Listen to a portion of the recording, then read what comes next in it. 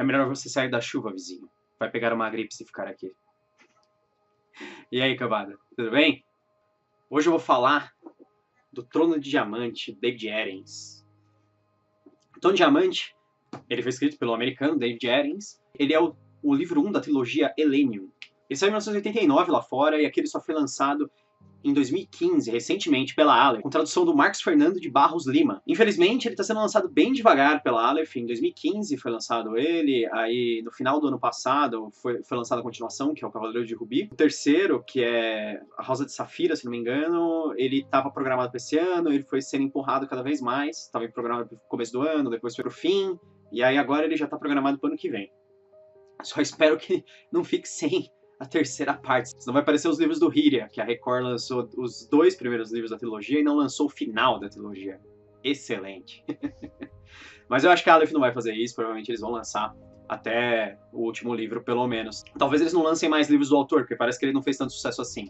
É uma pena, porque, no geral, é bem legal. Trono de Diamante é uma fantasia épica, bem estilo final dos anos 80, começo dos anos 90. Ainda não, a gente não tinha mudado muito os estilões da fantasia, mas ela já trazia algumas inovações.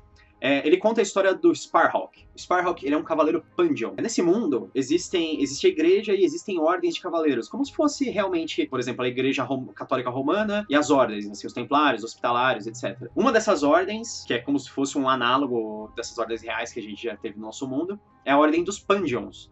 O Sparhawk, ele é um cavaleiro dos Pandions. A história começa quando o Sparhawk ele volta de um exílio que foi imposto a ele depois de muito tempo. Quando ele volta pro reino dele, que é Simura, ele encontra a rainha, que quando era criança foi pupila dele, presa dentro de um diamante gigantesco no trono dela. Então, por isso, o Trono de Diamante. Isso foi feito porque ela adoeceu repentinamente, ela teve uma doença avassaladora. Na verdade, logo no início, eles descobrem que ela foi envenenada. Os Pandions, eles têm poderes mágicos, eles lançam magias, eles recebem instruções de magia.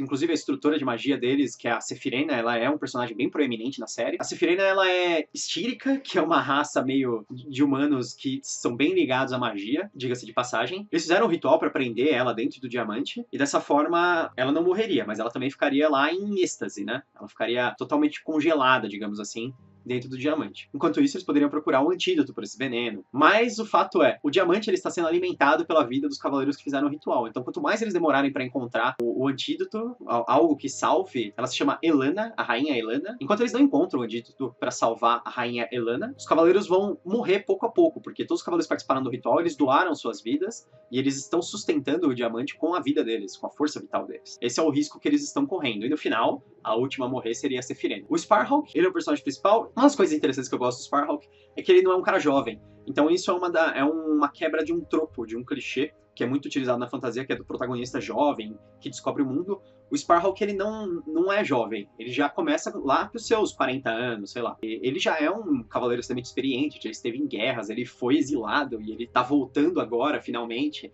Então o Sparhawk, ele não é um cara besta, assim. Ele é um cara bem ferradão. Ele luta pra caramba, ele sabe magia, ele é um cara extremamente perigoso, habilidoso e apto para o que vai ser feito. Então, ele começa a viajar para encontrar o antídoto para Elana. Eu já vou dar um certo spoiler. Ele não encontra no primeiro livro. O primeiro livro, infelizmente, ele é uma grande introdução. A história principal, na verdade, ela ocorre no segundo livro. Então, o primeiro livro, ele é mais uma jornada de descobrimento, deles descobrindo os segredos por trás da história. Mas é bem interessante, porque eles estão descobrindo por que ela foi envenenada, quem são as pessoas envolvidas nisso, porque é uma coisa assim que envolve nações, né? Existe um vilão principal que é o Anias, ou Enias, sei lá, que ele é um primado da igreja que tá criando um conflito entre a igreja e as ordens de cavaleiro, que é um negócio assim, bem interessante, parece um pouco quando a igreja católica purgou os templários, né? Porque eles ficaram poderosos demais. Nesse caso, os Pandions não são uma ordem que se equipara à igreja, mas mesmo assim,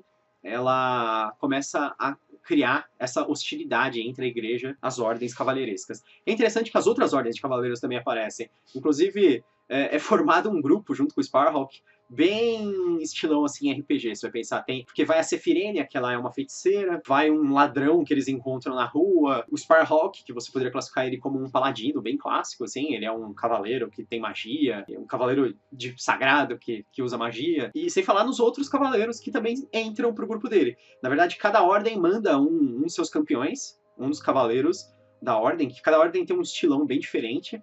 e eles se unem ao Sparrowhawk na busca dele. Então, esse é o primeiro livro só da trilogia Elenium. Também, toda a história tem a ver com uma historinha que ele conta bem no começo, antes de começar o livro mesmo, com a Bellion. A Bellion, ela é uma espécie de uma rosa de safira que tem um poder absurdo. Tem a ver com um deus troll. É bem interessante, mas o primeiro livro, apesar de ser muito legal, ele é só uma introdução para as histórias. Talvez por isso que eu acho que ele não ganhou tanta atração. Talvez por isso que ele não chamou tanta atenção das pessoas. Porque se você for comparar com Mistborn, por exemplo, que o Império Final, o primeiro livro, é uma história fechada, você poderia até ler só ele e esquecer os demais, fingir que eles não acontecem. O Mistborn, ele é satisfatório. Você lê e você acha super legal. E aí, quando você sabe que sai uma continuação, você vai atrás. Agora, o Trono de Diamante, ele é um livro que parece um pouco frustrante, assim. Então, quando você termina ele, não resolveram. Porra, a principal missão deles, eles descobriram um monte de coisa importante. Eles sabem o que eles têm que fazer finalmente pra salvar a Irlanda, mas eles não fizeram ainda.